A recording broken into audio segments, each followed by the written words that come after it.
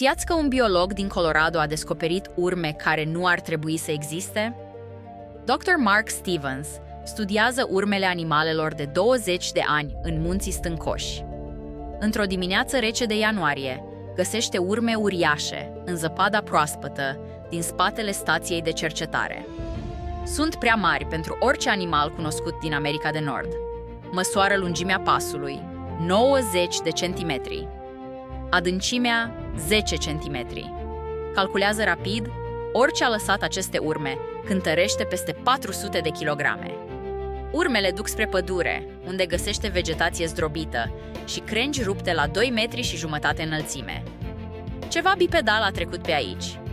Pe scoarța unui copac descoperă fire de păr necunoscute, groase și întunecate. Un miros puternic, niciodată simțit înainte, plutește în aer. Instalează camere de urmărire și face mulaje din gips. La miezul nopții, camerele se vor activa automat. Ce vor dezvălui înregistrările?